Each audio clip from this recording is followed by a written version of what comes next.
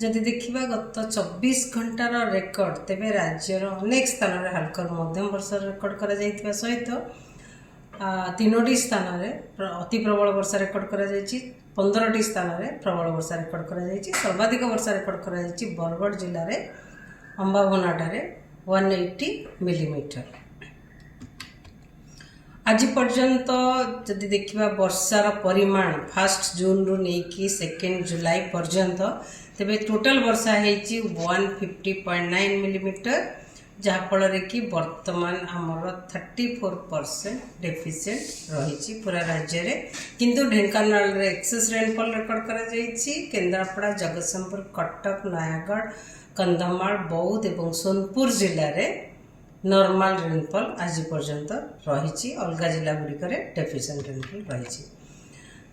आज उत्तर पश्चिम बंगोपसागर और संलग्न उत्तर ओडिशा उपकूल घूर्णिबलय प्रभाव रे उत्तर पश्चिम बंगोपसागर एवं संलग्न उत्तर ओडिशा पश्चिम बंग उपकूल एक लघुचाप क्षेत्र सृष्टि होईछि। यह सहित जड़ित घूर्णिबलय समुद्र पतन ठारू 7.6 किलोमीटर उच्चता पर्यंत व्यापी एवं दक्षिण पश्चिम आड़ को ढली रही।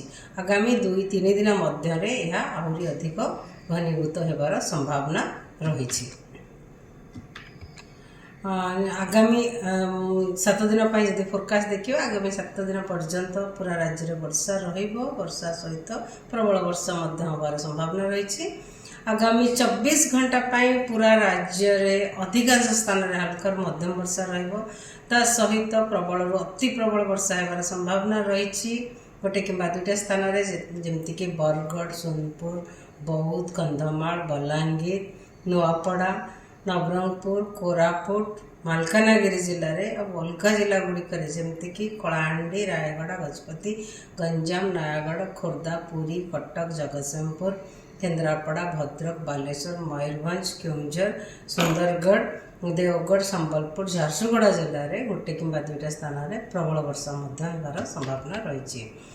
काली कि 3 तारीख कि राज्य में अधिकांश स्थान में हल्का मध्यम वर्षा सहित प्रबल अति प्रबल एवं अत्यंत प्रबल गोटे 2टा स्थान में रही संभावना रही। जमीक कोरापुट एवं मालकानगिरी जोटारे कि रेड कलर अलर्ट जारी करा जायछि। ता सहित नवरंगपुर, कलाहांडी, रायगढ़, गजपति जिले में प्रबल अति प्रबल वर्षा होबार संभावना रही। नुआपड़ा, बलांगीर, सोनपुर, बौद्ध, कंधमाल, गंजाम, गजपति, गंजाम, नयगढ़, कटक, खोर्धा, पुरी जिला ता सहित बालेश्वर और मयूरभंज जिले में गोटे कि 2टा स्थान में प्रबल वर्षा होबार संभावना रही। 4 तारीख में राज्य में अधिकांश स्थान में हल्का मध्यम वर्षा सहित प्रबल अति प्रबल अत्यंत प्रबल वर्षा होबार संभावना रही। कोरापुट और मालकानगिरी जिले में ता सहित प्रबल अति प्रबल वर्षा होबार संभावना रही। केन्द्रापड़ा, जगतसिंहपुर, पुरी, खोर्धा, कटक, नयागढ़, गंजाम, गजपति जिले में जोटा कि ऑरेंज अलर्ट जारी करा जायछि। ता पाखापाखि जिला गुड़िक जमीक बालेश्वर, भद्रक, जाजपुर, ढेंकानाल, अनुगुल, बौद्ध, कंधमाल, रायगढ़, कलाहांडी, नवरंगपुर जिले में गोटे कि 2टा स्थान में प्रबल वर्षा होबार संभावना रही। 5 तारीख में राज्य अधिकांश स्थान में हल्का मध्यम वर्षा सहित प्रबल अति प्रबल वर्षा रही संभावना रही। केउंझर और अनुगुल जिले में सहित प्रबल वर्षा मयूरभंज, बालेश्वर, भद्रक, केन्द्रापड़ा, जगतसिंहपुर, जाजपुर, कटक, ढेंकानाल, कंधमाल, कलाहांडी, रायगढ़, कोरापुट, मालकानगिरी, नवरंगपुर, नुआपड़ा, बरगढ़, संबलपुर, देवगढ़, सुंदरगढ़, झारसुगुड़ा आदि जिला गुड़िक गोटे कि 2टा स्थान में प्रबल वर्षा होबार संभावना रही। 6 तारीख में राज्य अधिकांश स्थान में हल्का मध्यम वर्षा रही संभावना रही। सहित केउंझर और अनुगुल जिले में प्रबल अति प्रबल वर्षा होबार संभावना रही। आम उपकूलवर्ती अंचल जिला गुड़िक सहित ढेंकानाल, मयूरभंज, सुंदरगढ़, झारसुगुड़ा, बरगढ़, संबलपुर, देवगढ़, बौद्ध जिले में गोटे कि 2टा स्थान में प्रबल वर्षा होबार संभावना रही। 7 तारीख 8 तारीख राज्यर ଅନେକ ସ୍ଥାନରେ ହାଲକାରୁ ମଧ୍ୟମ ବର୍ଷା ହେବାର ସମ୍ଭାବନା ରହିଛି। ତା ସହିତ ମୟୂରଭଞ୍ଜ, କେଉଁଝର, ସୁନ୍ଦରଗଡ଼, ଝାରସୁଗୁଡ଼ା, ଦେଓଗଡ଼, ସମ୍ବଲପୁର, ଅନୁଗୁଳ ଜିଲ୍ଲାରେ ଗୋଟେ କିମ୍ବା ଦୁଇଟା ସ୍ଥାନରେ ପ୍ରବଳ ବର୍ଷା ହେବାର ସମ୍ଭାବନା ରହିଛି।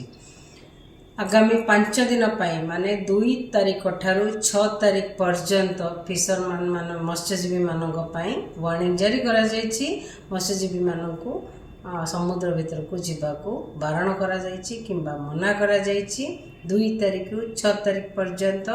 କାରଣ ସମୁଦ୍ର ଅଶାନ୍ତ ରହିବ, ସ୍କଲି ୱେଦର ମାନେ ବର୍ଷା ସହିତ ପବନ ରହିବ। ପବନର ବେଗ ରହିବ 40ରୁ 50 କିଲୋମିଟର ପର ଆୱାର ଆଉ ଝଟକା ପବନର ବେଗ ରହିବ 60 କିଲୋମିଟର ପର ଆୱାର ପୁରା ଆମର ଓଡ଼ିଶା କୋଷ୍ଟରେ। ସେଥିପାଇଁ ମତ୍ସ୍ୟଜୀବୀମାନଙ୍କୁ ଯିବାକୁ ମନା କରାଯାଇଛି। ଧନ୍ୟବାଦ।